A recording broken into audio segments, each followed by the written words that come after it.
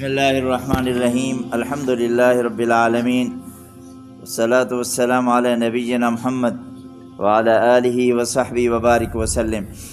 عن سہل بن سعد الساعدی رضی اللہ عنہ انہ قال مر رجل علی رسول اللہ صلی اللہ علیہ وسلم فقال لرجل عنده جالس ما رأيك في هذا. یہ بخاری شریف کی حدیث ہے، تھوڑی سی لمبی ہے، خلاصہ عرض کرتا ہوں. امام الانبیاء صلی اللہ علیہ وسلم ایک دن تشریف فرما تھے، بیٹھے ہوئے تھے صحابہ کے درمیان میں. آپ صلی اللہ علیہ وسلم کے سامنے ایک شخص گزرا. فقال رجل من اشراف الناس، ذرا معتبر آدمی تھا، ذرا کپڑے کاٹن کے تھے. میں آج کی مثال دے رہا ہوں، گھوڑے پہ سوار تھا یا ویسے مطلب ٹاپ ٹوپ تھا. تو امام الانبیاء صلی اللہ تعالی علیہ وسلم نے ارشاد فرمایا کہ ما رأیک فی ھذا، اس شخص کے بارے میں تم لوگ کیا کہتے ہو؟ تو صحابہ نے کہا یا رسول اللہ ھذا واللہ حریج ان خطب ان ینکح، اگر یہ نکاح کا کسی آدمی کو پیغام دے دے تو اگلا آدمی قبول کرے گا، کہے گا اچھا ٹھیک ہے. یعنی کوئی آدمی کہے کہ بھائی میں نے نکاح کرنا ہے آپ کے بچے کے ساتھ، تو اگلے آدمی دیکھیں گے یار ٹاٹ پوٹ ہے اور بندہ تکڑا ہے، اس کو بچی دے دو. وَإِن شَفَعَ أَن يُشَفَّعَ، اگر یہ کسی کی سفارش کرے تو اگلا آدمی سفارش بھی قبول کرے گا، اس لیے کہ تکڑا آدمی ہے نا، گاڑی والا ہے، پجاروں والا ہے، عہدے والا ہے، جب بھی بات کرے گا تو اس کی بات مانی جائے گی. اچھا یار تم کہہ رہے ہو تو چلو ٹھیک ہے مان لیتا ہوں. تو میرے نبی پاک صلی اللہ علیہ وسلم خاموش رہے. فسکت رسول اللہ، یوں بیٹھ گئے نا خاموشی سے. ثم مر رجل، کچھ گھڑیاں گزری، امام الانبیاء صلی اللہ علیہ وسلم کے سامنے ایک اور شخص گزرا. ہائے ہائے، آپ نے فرمایا کہ ما رأیک فی ھذا، ارے بھائی اس کے بارے میں بتاؤ. فقال یا رسول اللہ ھذا رجل من فقراء المساکین، یہ تو مسکین ہے بیچارہ، یہ تو غریب ہے. ھذا حریج ان خطب لا ینکح، اگر یہ کہیں بھی رشتہ لینے کے لیے جائے تو اس کو کوئی رشتہ بھی نہ دے.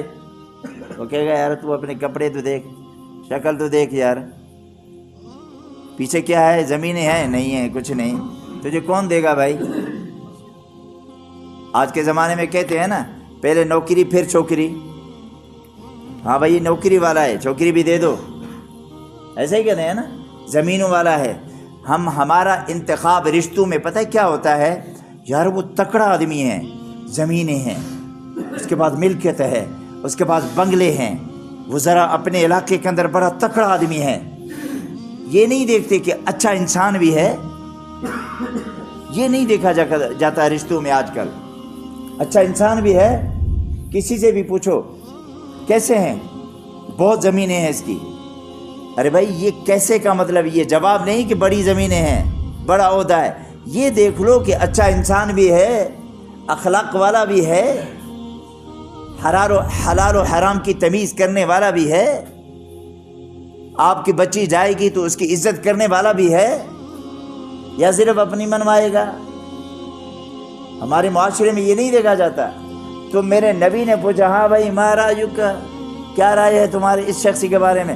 کہنے لگی یا رسول اللہ ھذا رجل من فقراء المسلمین، یہ تو فقیر ہے بیچارہ.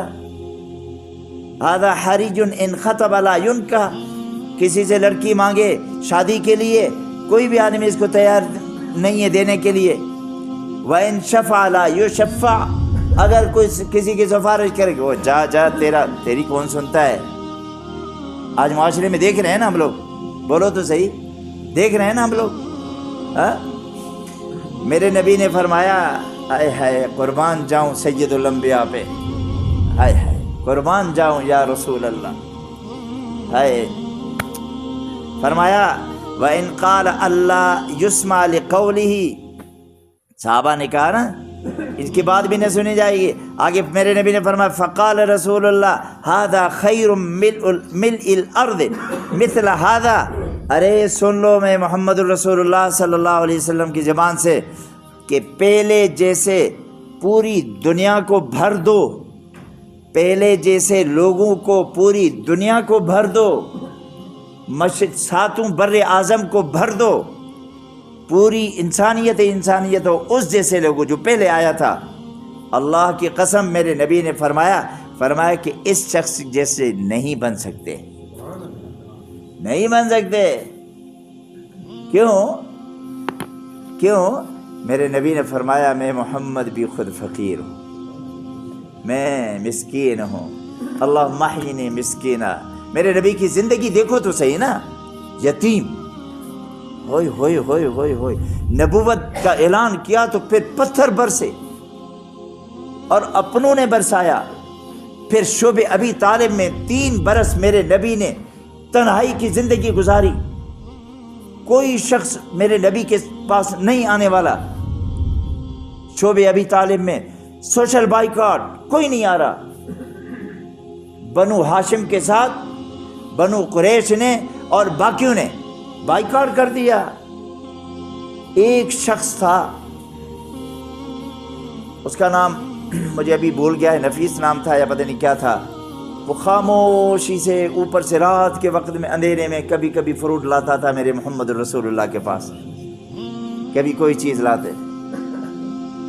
اتنی پریشانیاں تکلیفیں آئیں، اور اللہ رب العزت جب بھی کسی آدمی کو تکلیف یا آزمائش دیتا ہے نا، وہ شان کو بلند کرنے کے لیے دیتا ہے۔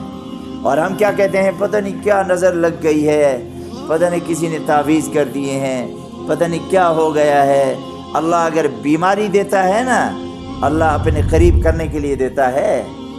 اللہ کوئی چھین لیتا ہے نا، وہ قرآن کہتا ہے، قرآن کہتا ہے وَلَنَبْلُوَنَّكُمْ بِشَيْءٍ مِّنَ الْخَوْفِ وَالْجُوعِ وَنَقْصٍ مِّنَ الْأَمْوَالِ وَالْأَنفُسِ وَالثَّمَرَاتِ وَبَشِّرِ الصَّابِرِينَ۔ میرے محمد انہیں خوشخبری دے دو، میں نے ان سے بیٹا چھین لیا، میں نے ان سے جو ہے نا طوفان کے ذریعے سے میں نے ان کی گندم کو ختم کر دیا، ہاں، میں نے ان کے پورے خاندان کو تباہ کر دیا، میں نے ان کے گھروں کے اوپر یعنی ان کے اوپر چھت گرا دی۔ بتا دو انہیں وبشر الصابرین، تمہیں خوشخبری ہو، تم اللہ کے قریب بن چکے ہو۔ الذین اذا اصابتهم مصیبہ قالوا انا للہ وانا الیہ راجعون۔ اگر تکلیف آتی ہے تو اللہ سے یوں کہہ دیں، اللہ انا للہ وانا الیہ راجعون، ہم نے بھی تیرے پاس آنا ہے، یہ بھی تیرے پاس چل کے آ گئی ہیں چیزیں۔ اولئک علیہم صلوات من ربہم ورحمہ۔ پھر اللہ کیا کہتا ہے، پھر تمہارے اوپر رحمت برسیں گی۔ تو بہرحال کبھی کبھی نا تکلیفیں آ جائیں تو ہم وہ نا امید نہ ہوا کریں، یہ نہ کہا کہ اوہو مجھے پتہ نہیں کیا ہو گیا، پتہ نہیں کون سی مصیبت میں نے تکلیف کی ہے جس وجہ سے اللہ نے عذاب بھیجا۔ نہیں، یہ میرے رب کی طرف سے آزمائش